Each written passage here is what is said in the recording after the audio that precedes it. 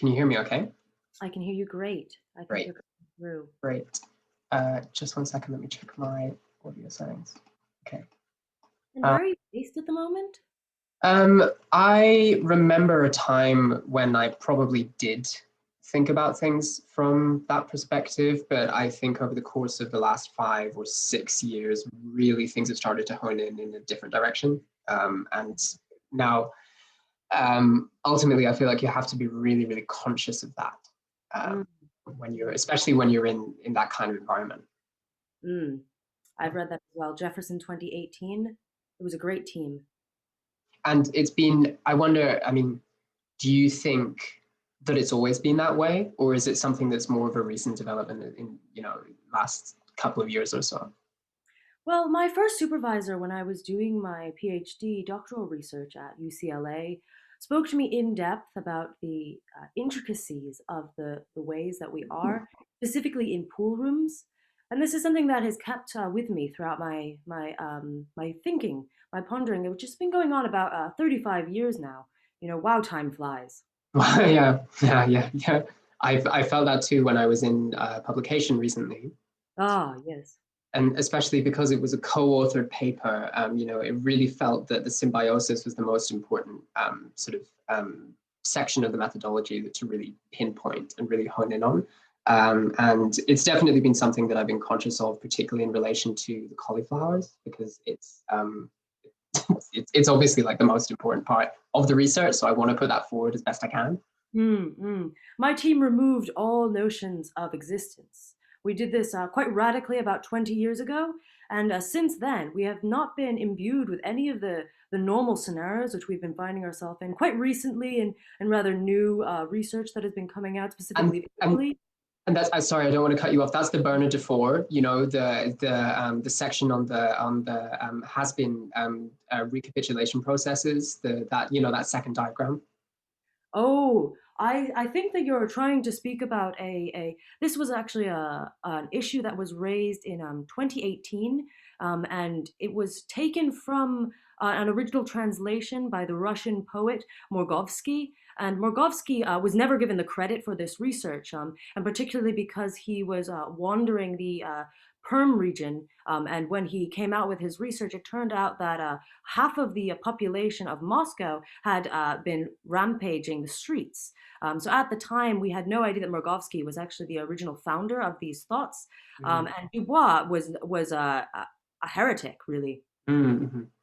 I mean, how to phrase this? Do you think that there's any substantiation in the claims from the Tofu Manufacturing Center about the kind of injustice paradigms that were experienced by the staff in the years 98 to 2005? Or is that something that we can't really comment about until we've looked into it more in depth?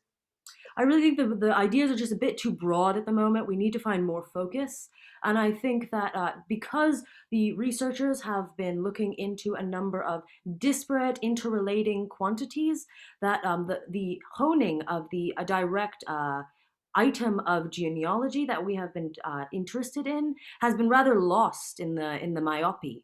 Mm-hmm. And if you take like Bracalowitz, in that famous tome that they produced together. Yeah, it's Bracalowitz was the one who was talking about the wood grain pattern handles on the antique door on the ships, and I think that really has a lot to do with it, and the fact that it's shame that we lost them.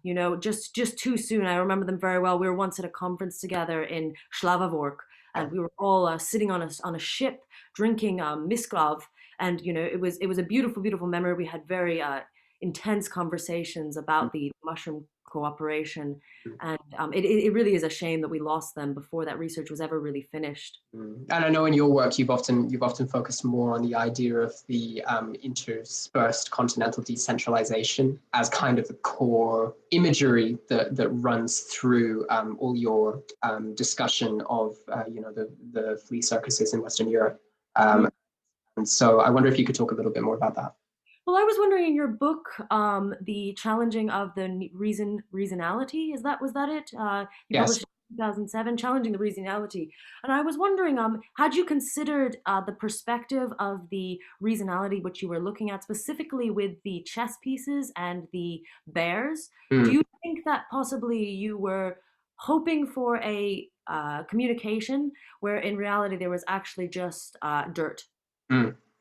I mean, I would I would flip the question back at you. Mm, And I would say, have you considered the possibility that the undersea unicorn tent manufacturers actually haven't really ever been able to use their own authentic voices because of the way that we have systematically plunged oil deposits down into the base ocean where they're really functioning most of the time. So yeah, so I'd sort of throw that back in your direction. My triangulation is not looking at this at the moment. I'm specifically funded by fracking industries. I think that there's a lot of positivity coming out of the fracking field, and Mm, I'm particularly interested in bringing them into the conversation. I want to be bouncing ideas off of each other and really figuring out how we can grow our outputs and really focus on shoring up all of the small tinkle fairies that we have been mm, creeping into some of the ways that the research has been moving in a backwards direction. mm.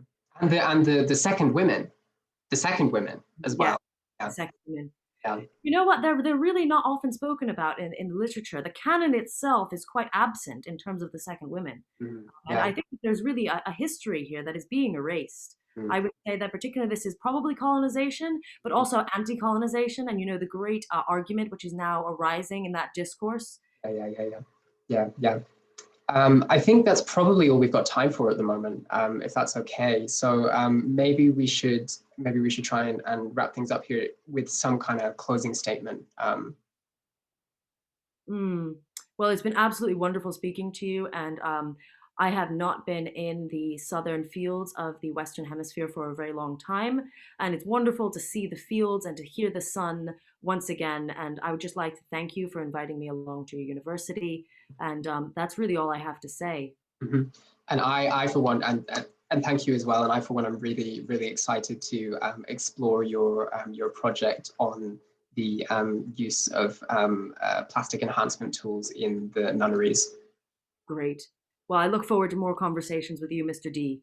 Thank you very much, Ms. M. Bye now. Bye.